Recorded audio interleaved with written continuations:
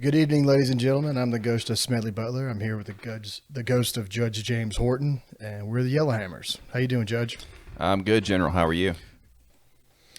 All right, Judge, we're on to our next topic, and that is the prison system in the state of Alabama. What do you know about it since you send people there who are guilty? I didn't know too much about it.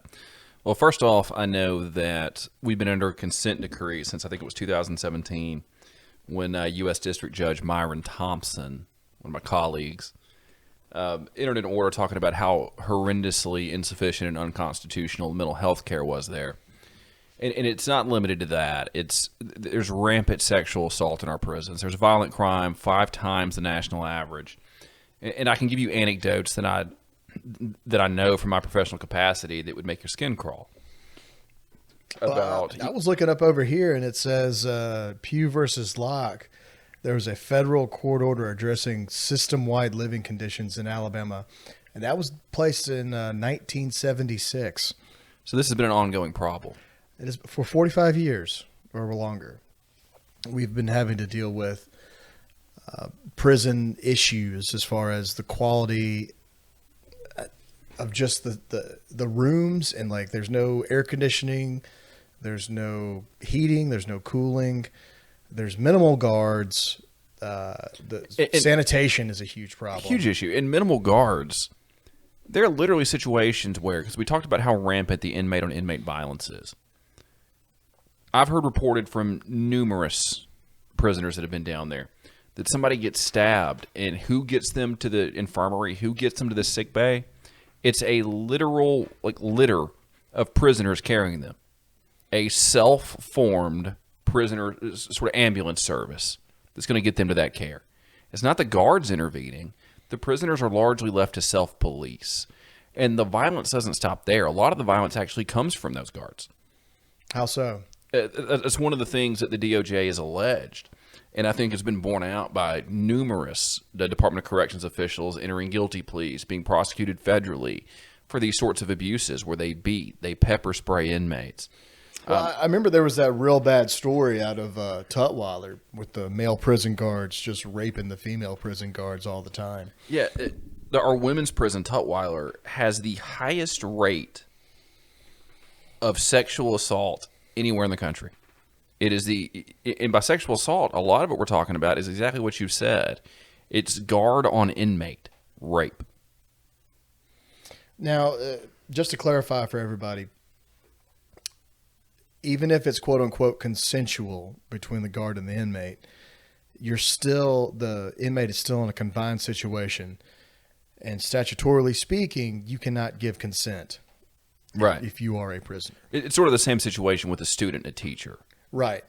Someone's in a position of power, and even if that student's like, oh, I love him, that just won't fly. And this data is a bit old, but Tutwiler is still under a consent decree, and the state's asking that some of it be lifted. But between 2009 and 2011, EJI found that 6 correctional officers were convicted for criminal sexual abuse of incarcerated women. What, 6. Judge, you said years. EJI. What is that? That's the Equal Justice Initiative. They sort of fight for the underprivileged, those that are under the heel of the state. They fight the man, as it were. I've got my own thoughts on the EJI. Let's hear them. So the Equal Justice Initiative was founded by, was it Stevenson? Brian Stevenson. Brian Stevenson, yeah. And they're in Montgomery, and they do a lot of capital murder cases for underprivileged, mostly black men. And they get students from, like, I think Harvard and Yale and New York Law to come down and intern and then work here for a couple of years and try these cases. That's all fine and good, but I don't think they actually get people from the state of Alabama that know the system to kind of get in there and help. And they go out and they raise money in San Francisco, New York, and they've raised a ton of money. They've got a lot. They've got a very, very large charitable bank trust. They got a big war chest. They got a huge war chest. And I've seen some of their legal working be not very effective. They had one lawyer go down to Mobile and he called it, "It's great to be down here in Mobile." Mobile. Yeah, that's not going to get you far. Like if you're trying to defend a guy who's going to go on death row, like that's not what you need. But it's just like little thing. Like I appreciate their effort. I appreciate it, but it could be refined a little bit. But that said, no one else is doing what they're doing. You said something there I want to latch on to. You said you're down there defending somebody on death row. And granted, that's a lot of what EGI does, right? They take death row inmates and they fight for clemency, stay of execution, innocence, what have you. But a lot of the people that we're talking about that are victimized by the prison sentence or by the prison system, they're not these sort of like capital murder defendants. A lot of them are short time inmates that have burgled, that have stolen, that have been convicted of a drug crime, that are sent to prison. And I think we would all agree that if you're caught for selling weed and you're sent to prison, that shouldn't be a death sentence. 3 strikes and you're out. Right, which recidivism and habitual felony offender, the 3-strike rule, some of you know, it's a different conversation. I don't think our criminal justice system should be based on baseball, but I think it should be up to the judges and their discretion. Absolutely. And they can put into account recidivism for sure. And if what they did was wrong, they won't get reelected. Right. That's democracy. That's how it works. The legislature should not dictate how a judge should rule. But this sort of extreme violence in the prison system doesn't just subject people who are these hardened career offenders that have hurt someone, that have robbed someone, that have raped someone. It also exposes these more petty short-term offenders to this sort of institutionalized abuse, or at least, even if it's not institutionalized by prison guards in all situations, it's allowed to continue. And so let me ask you this. Let's say I got a drug problem, right? I've been busted for numerous drug cases. I've been doing a little theft. And I get sent off to prison for a 2 or 3 year sentence. And while I'm there, I'm beaten, robbed, raped, whatever. What do you think that does to somebody psychologically when they get out? As far as, one, their ability to be a productive member of society and reintegrate, but then 2, their propensity to commit like more antisocial behavior and reoffend. It depends on whether or not the goal of a prison system is to rehabilitate or to punish, or both. If the goal is to punish, we're doing a damn good job. But is the punishment worth the crime? If somebody steals $50 of, I don't know, lottery tickets, if we had them, right? Let's say they steal $50 worth of beer or something from the local Stop and Shop, but they've already had 2 burglaries and a DUI or something else on their record, and they got to serve, I don't know, 5 years or something like that. Yeah. You're taking a productive member of the workforce out. First of all, you're sending them to a place that is not fit for human habitation, according to the Department of Justice. They don't have the health care they need. They don't have to learn a trade. So when they get out, they'll be able to get a job and not commit crimes again. So it's like once you're behind the 8 ball, you can't get out. It's like a downward spiral of not being able to beat the system. Once it's got you, it's got you. Yeah, you're in. And the sad thing is, people make a lot of money off keeping you in that system.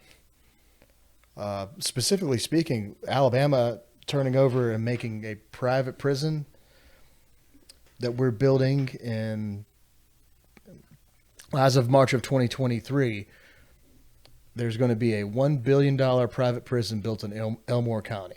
$1 billion. $1 billion. So I don't know the specifics of that contract, but I'm pretty sure like there's going to be a mandatory like 75% occupancy demanded. They certainly get paid by the head. Yes, they do. So does that not incentivize criminal convictions, even if no one commits crimes? Well, even if it doesn't incentivize convictions, because let's give our local judges the benefit of the doubt, and let's say that they're not really beholding to that special interest, that private prison. If we're talking about the parole board and the things that they look at when they consider parole, one of those things is how many prison write-ups do you have? So if the people in charge of those prison write-ups are these for-profit employees of the privately owned prison, are they not then incentivized to issue write-ups and disciplinary so that it ensures that people don't get paroled? Not that they are anyway. I didn't even think of that. I think that's the real risk. Is that all the prison write-ups and disciplinary committee hearings in the private prison Aimed at keeping the numbers up. Yeah. I mean, why do you want to let them go? You know, and let's think about it. If let's say we're corporate, big prison. I don't know exactly who they're called, and we're having a meeting with the warden there, and the warden, and it looks like your numbers are a little low. You know, we're not getting the sort of return on this investment that we thought that we should. What's the solution there? Got to keep them in. Got to keep them in. Got to prevent parole. We got to protect the shareholders here, Judge. So we have 20,000 prisoners in Alabama. 20,000 people incarcerated behind bars in the state. And that's not an insignificant number. That's a huge number. And we were turning these people into a commodity. Now, granted, and I'm going to concede a point here to the state government that I think to a degree we're between a rock and a hard place, that anyone who spent more than 15 minutes in one of these prisons would agree that it's cruel and unusual punishment. It absolutely is, to be beaten, raped, stabbed, shanked, whatever you want to call it, while you're incarcerated. You don't lose your rights to be a human being and your right to dignity by virtue of being incarcerated. You simply lose your freedom of movement. So, you know, I'm sure you've seen those prisons in like Sweden and Norway that have it's like a mini apartment, and you know they have like art class, and it's very nice. Yeah. Where do you think we should fall between like a Guatemalan hellscape and Sweden? Say, what did Guatemala do to you? No. I understand the question, though, and I think it largely depends. Not all offenders are created equal, and so it depends on even somebody that's in prison for life without parole or on death row. They don't necessarily deserve torture, or at least the Constitution. You can make arguments about what they deserve, I guess, but the Constitution certainly doesn't permit it. But with the idea, with let's say drug offenders, right? Let's take these people in Alabama. I'm gonna give you a bit of knowledge that most people don't know. When I say drug trafficking, what does that bring to mind for you? I'm thinking two guys driving an El Camino with a bunch of bricks of heroin in the back seat. Right. You think people who were involved in the distribution, the transport, and the sale of large amounts of narcotics. Right. Right. All right. In Alabama, drug trafficking is a weight crime. It doesn't matter whether there's any evidence that you're actually involved in the drug trade. It's strictly based on the amount of said narcotic that you possess. And it's different from each one. And so most of them, take marijuana, for example. To be trafficking in Alabama, you have to have 2.2 pounds of marijuana on you. Okay, that's a lot of marijuana. That's a shitload of weed. I've never met somebody that just for their personal use hangs out in their apartment with 2.2 pounds of weed. They're probably selling it. I know some people. And we probably both do, now that I think about it. With They don't do much nowadays. They sit around. With cocaine and meth, it's 28 grams, which is significantly less. But then you get to the opioid epidemic. You get to heroin and fentanyl. What about pills? So it depends on what they are, right? Are they amphetamine? Are they an opioid? Gotcha. And so if they're an opioid, which is where I was headed with this, a substance containing heroin or heroin, it takes 4 grams to be trafficking. 4 paper clips. A paper clip was essentially a gram.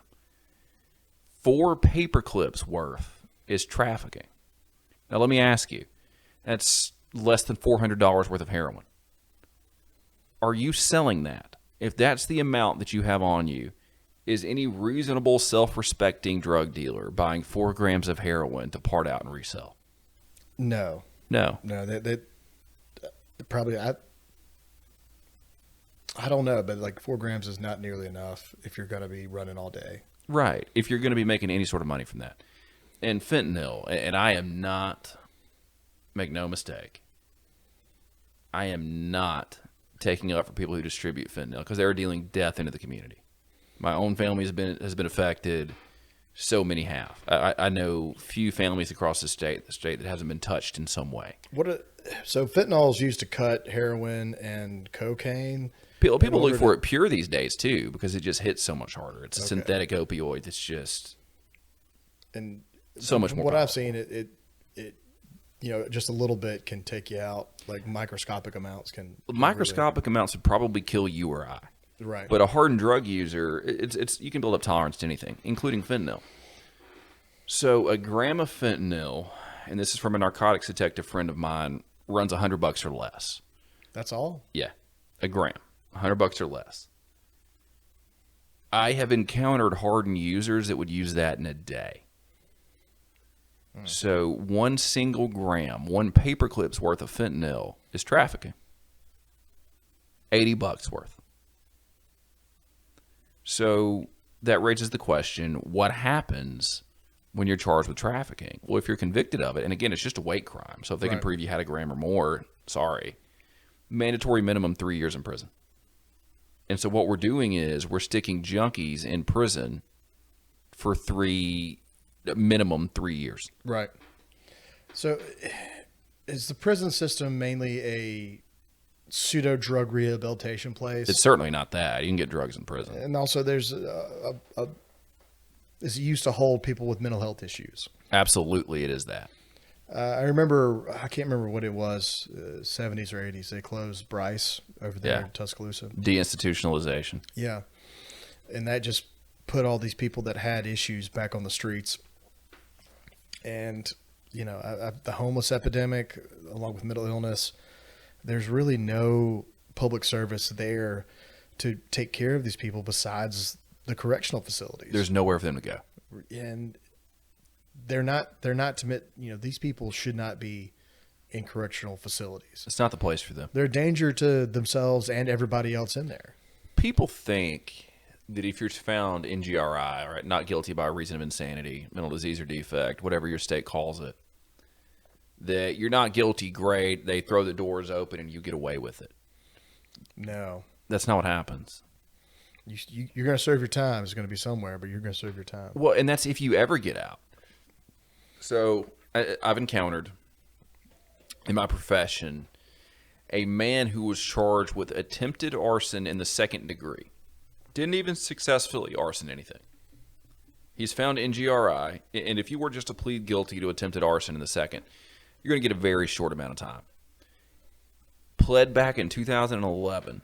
He is still in the custody of the Department of Mental Health.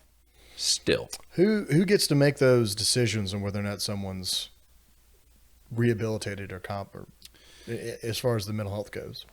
So it's going to be up to the judge at the end of the day. So when someone's found in GRI, they have a dangerousness hearing. Are they a danger to themselves, others? Can they be released into the community? And if the answer is no, or they're actively psychotic, or they need treatment, what they're going to do is they're going to release them to the custody of the Department of Mental Health. And so take the individual that I was talking about. When he got remanded to the custody of the Department of Mental Health, because like if you're in the jail, they can't force you to take your medication. No, so nobody knows that. So you either take it or you don't. You can end up like decompensated. You can end up fully psychotic in there. So it's up to the judge to determine, do you need to go? And then when they determine you do need to go, do you know where you hang out while you wait on a bed with our overcrowded Department of Mental Health? In prison? In prison or jail. Yeah. And so you've got these people that are sometimes actively psychotic. What's the difference between prison and jail? Jail is at the local county, right? Prison is custody of the Department of Corrections. And first off, let's not pretend like these abuses that we've been talking about stop at the state level. We recently had the situation in Walker County where the individual was killed, and there's a lawsuit going on about this. And I think several Walker County deputies have already been prosecuted federally. I think I heard about this. Is this the poor guy that got left in the freezer? Yeah. Yeah. Oh. Froze to death in jail. Yeah. Hypothermia. Yeah. Wow. Shouldn't do that. No, definitely shouldn't do that. And so that's the situation that we're exposing mentally ill people to. And the same individual I've been talking about, he is watched, guarded, managed by jail and prison guards that are not trained to deal with him. Right. The ways that they approach people are not the way that you would approach me or you or somebody that's just a bad egg is not the same way that you approach somebody who's mentally ill. So, but to go back to bring it full circle on how do you get out, right? Yeah. The answer is you're treated at the Department of Mental Health, and if they come to the decision, and they want you to move on, they don't want to keep you. There's a whole list. But if they come to the conclusion that you've been improved to the extent that you can then be successfully either step down to a group home or a less restrictive environment, they file a motion with the judge has a hearing and then accepts their recommendation and orders you into a new location. So, and the idea, so it'll come down to a recommendation from the Department of Mental Health and then the judge. And so the idea would be that you eventually get graduated into like regular society, although with some people that's just not possible. Right. Bryce used to have, facilities for people that are incompetent and kind of get them off the streets to make sure they didn't harm themselves or everybody else. Using a prison as a crutch for the mental health crisis we're having right now in Alabama is absolutely horrific. But how do we fix it? Like right now, people are saying private prisons are the answer. I don't think that's where we should go. You should not outsource the care of your citizens to somebody who's looking for a profit margin. Right. Whose ultimate goal is to pad their own pockets and not to do a good job or to help the people that are in their care. Like that's just a smorgasbord of corruption that's going to get completely abused by everyone up and down that system. If the complaint from the Department of Justice is your prisons are overcrowded, you don't have enough services, they're in disrepair, you don't have enough guards to police them, then wouldn't step one be to reduce the prison population? Either that or increase the guards. Or some combination. Yeah, fix the increase the facilities. And that's what they're trying to do with the for-profit situation. We just think it's the wrong way to go about it. I'm all for reducing the prison population and doing some sort of reform, especially when it comes to drug use. I think we need to attack that problem much differently and treat it more like a disease as opposed to a criminal condition. Now, drug use leads to a criminal condition, or maybe a criminal condition leads to drug use. I don't know. That's right. For smarter people than me to figure out. But if we start treating people that have, these opioid dependencies that we're still recovering from due to Purdue Pharmaceutical dumping all that on our state, I think that would be the better way to go in dealing with opioid dependency, heroin. Go after the actual source of the epidemic. Yeah. Who'd have thought? And then, there's also, we need to go after the gangs and the cartels and everything else that are shipping these into Alabama. But if the demand is not here, that's going to go away. That's it. It's our demand that feeds their violent crime. Yes. And then, there's also just gun culture. I don't know if you're aware of this, but there's been several shootings in downtown Birmingham outside of nightclubs. Yeah. There are a bunch of people standing in line at the Upside Down Plaza, just went by and guns a-blazing. Yeah. And had a running, battle outside of Sidebar in Lakeview. Like, stuff like that, reducing the ability of violent people to get their hands on high-powered weapons. I think it's something we could do. Maybe closing the loophole on, was it gun shows? Yeah. Dealing with that. For those of you who don't know, like, there's no background check for gun show purchases. And I think just having a little bit of a background check or making background checks easier for people that are trying to buy and sell guns would be good. Nobody's trying to keep law-abiding citizens away from owning firearms. That's not what anyone advocates for. And that's one thing I hate when somebody, my dad's always, well, I'm anti-gun control. And then you're like, well, are you pro-background check? And he's like, well, yeah. And then my answer is, okay, well, then you're pro-gun control. Gun control doesn't mean we're taking your guns. No, we just want responsible people having them. Right. The people that should have them, we want to have them. Here's one. Do you think a domestic violence charge should prohibit you from having a firearm? Ooh.